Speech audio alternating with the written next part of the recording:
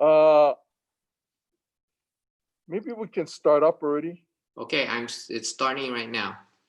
Okay.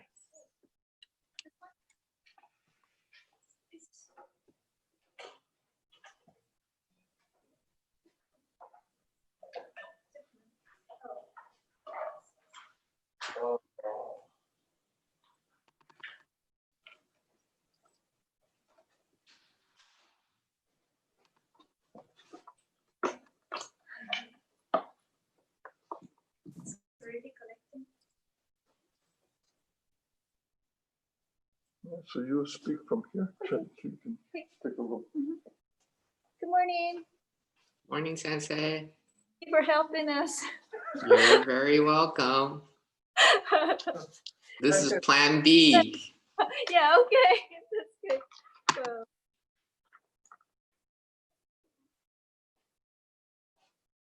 we can play it by ear. I wonder what happened with that with our connection. So are we streaming?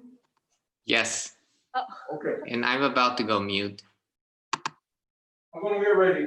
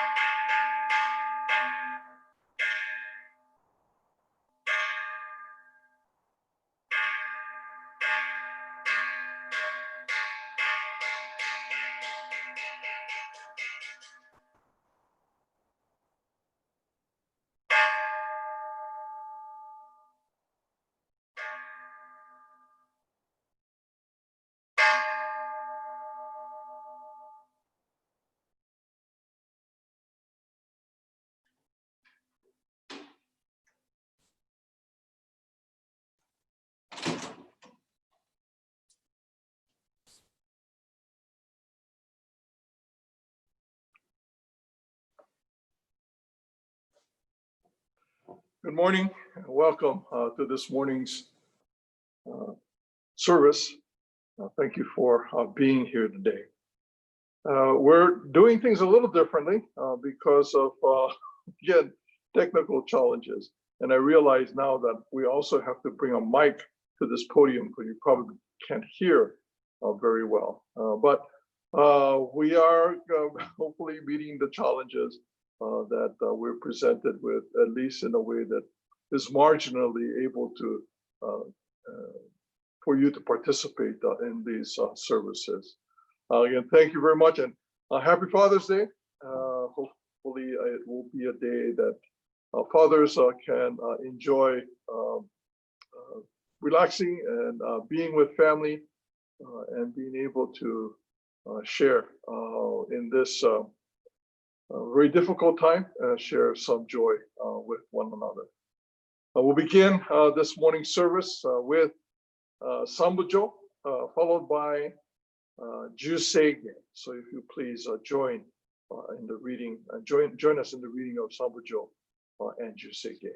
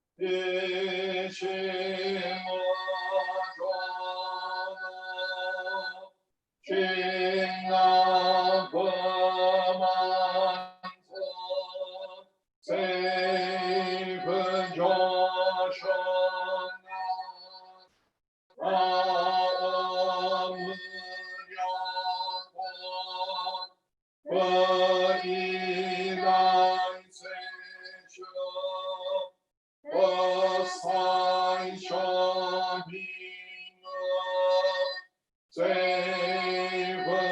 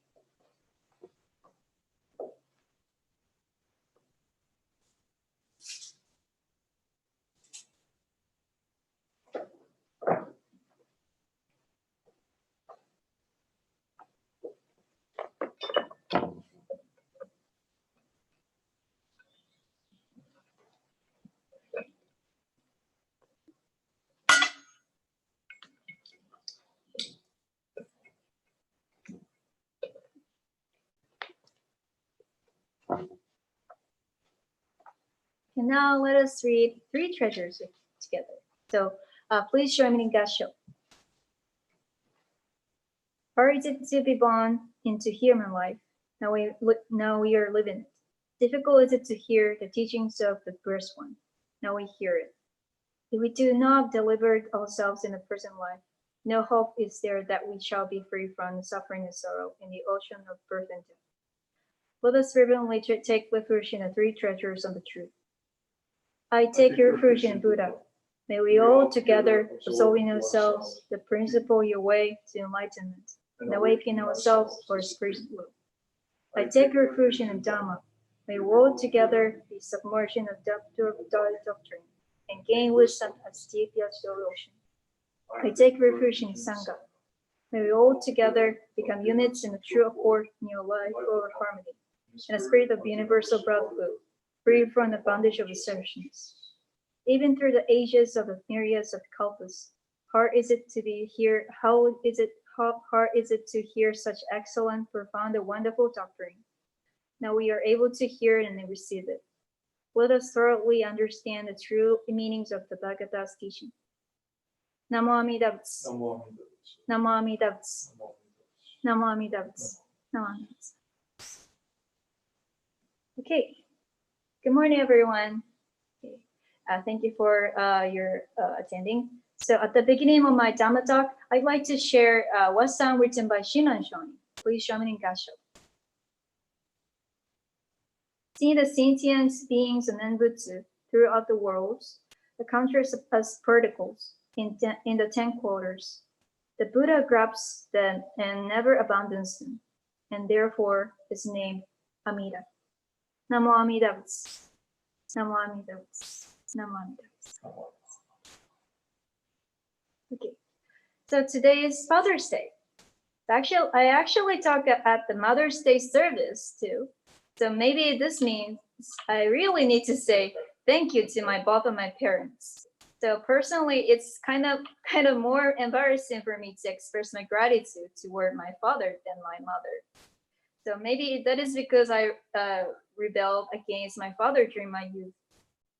So I have to say many thank you and sorry to him. I'd like to share what I learned from my father this morning.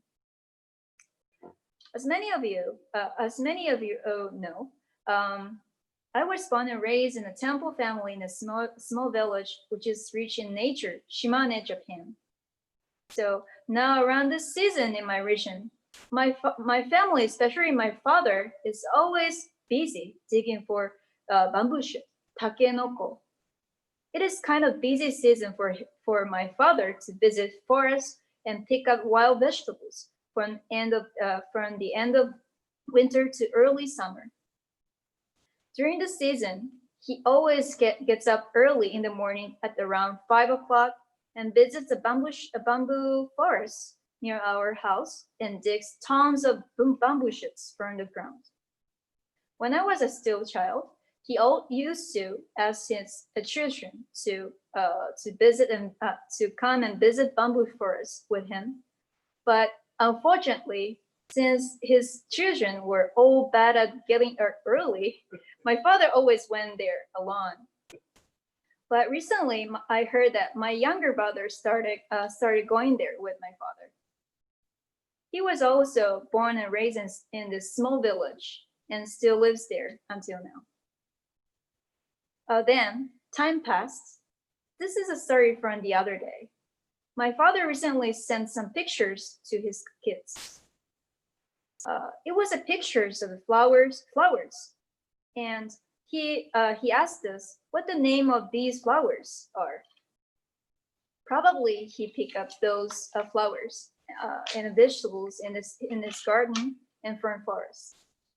However, I was ashamed that I didn't know any of them, regardless of how often I visited mountain with him when I was a child.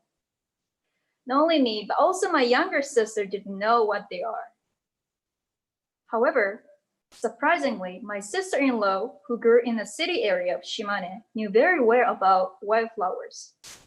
I was very surprised at her, and at the same time, I was a little bit disappointed with myself because I remember I visited forest with my father when I was still child. I realized how much I had rebelled against my father's wish at the time. I guess he wanted us to be familiar with the nature. When I was still a child, he often took his children hiking and skiing in the mountain.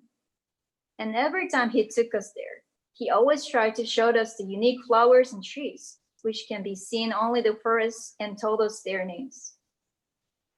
I liked to visit forests with my father when I was a child, but unfortunately, I didn't hear him very well. I didn't remember any name of the flowers and trees. Maybe I preferred staying at home and watching anime to working in a mountain. But I didn't know why, but he still tried to tell us about wildflowers at the time, even if we, his kids, couldn't understand how great it is. I still remember that he happily showed us flowers and said to us, "It is wonderful to know seasonal wildflowers because we grew up in the nature." I imagine he might have been sad because he did not remember any of those flowers and vegetables' name. However, even if we grew up and we live apart, he still tried to tell us how wonderful the nature in our hometown is. When I realized this, I felt very sorry about my attitude toward my father, and at the same time, I was full of feeling of appreciation to my father. I imagine this is what I learned. I imagine this is what he wants to tell his kids through his teaching. Any flowers have names. Every weed has its name. The importance is to respect each life. I love flowers, and I sometimes buy flowers bouquet at stores. But there are many different kinds of flowers in this world. Not only the flowers which can be seen at the store, but flowers in the wild, such as wildflowers and the flowers blooming near there. And every flower and plant has its name, and every animal has their own name, their name. And especially with human beings, each of us has our own name. That means every living thing have their unique features and special name to identify. I just didn't care about it, but I thought it is wonderful to be able to identify the flowers and plants, even if they are tiny and they are in shade. My father is already retired and now manages my family temple in Japan as a head Buddhist minister. But he used to be the English teacher in junior high school. His students still keep in touch with him, and they occasionally send something to my father. I know how hard is it for teachers, because I have worked at the high school for only 6 months.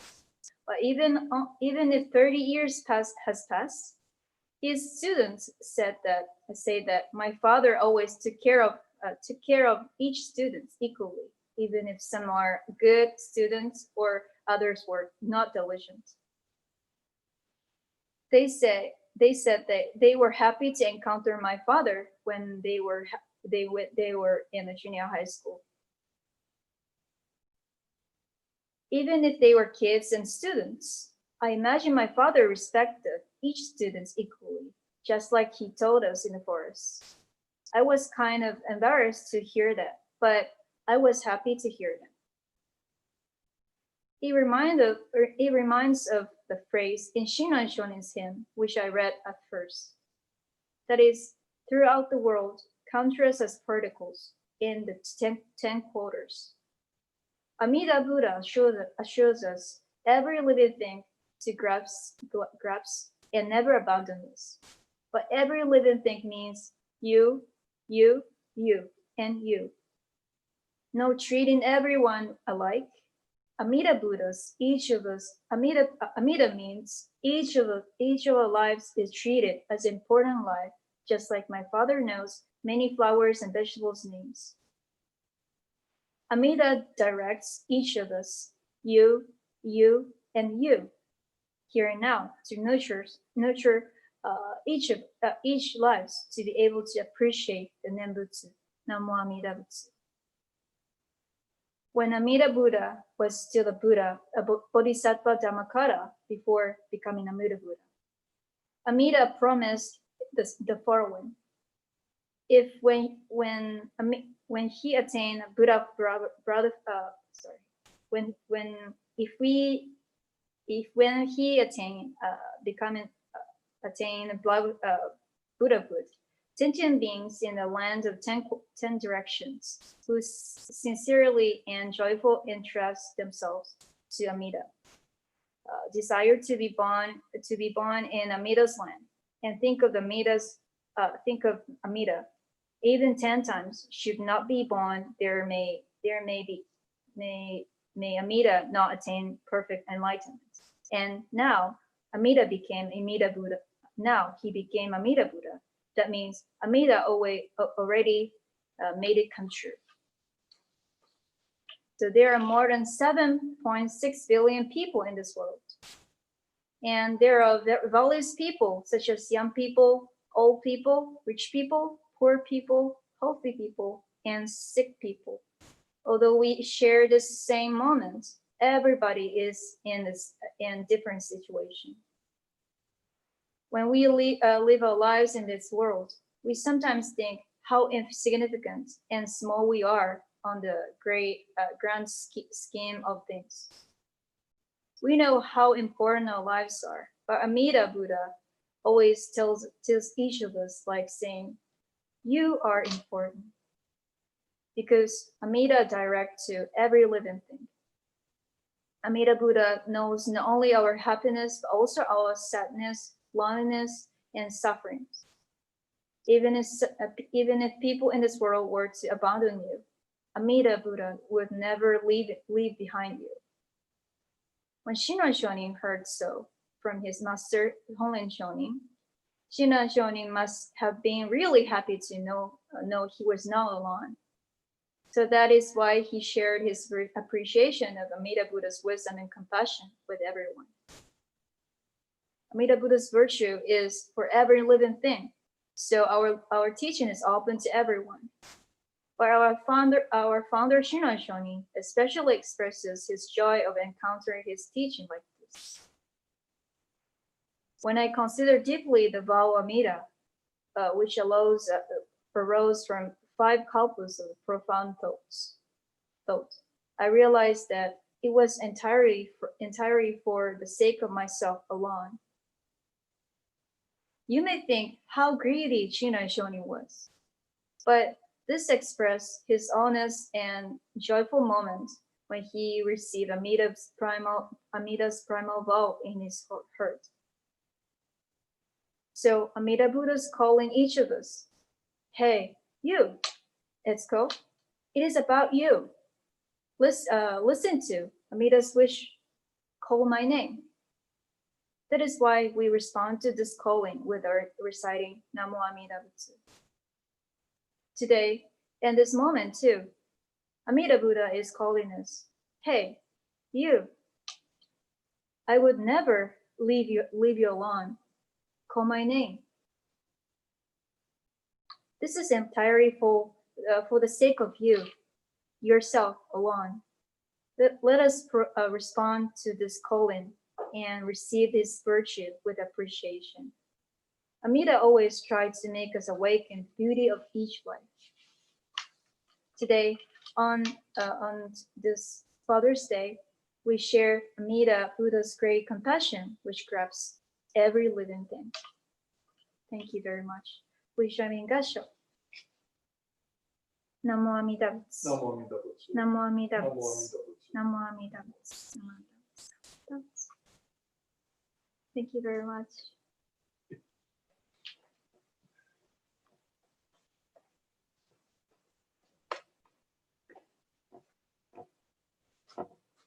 Thank you, Sensei. Again, happy Father's Day to all of the fathers who are hopefully being able to spend time with your families. We are mindful of the importance of that relationship we have with our children that makes us who we are, that makes us fathers. Next week, I guess we kind of enter in with today, we enter into our summer program. Nothing will change very much because we'll continue to have services from 10 o'clock and we'll continue to live stream these services. For our Obon service, which will be later on in the month of in July, notice has gone out, but we'll have Reverend Earl Ikeda join us from New York to share his appreciation of the Dharma at our Obon service. We'll bring Ikeda Sensei in with Zoom, and we'll be able to hear his understanding, his appreciation of the Dharma.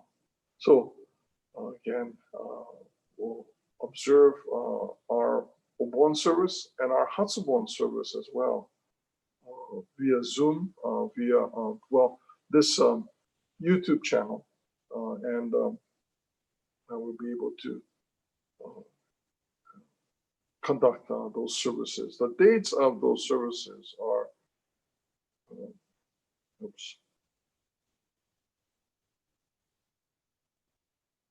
our Obon service, Hatsubon service will be on July the 18th, and that'll be from 5 o'clock. And then on the 19th will be our Obon service from 10 o'clock. And again, our guest speaker for that will be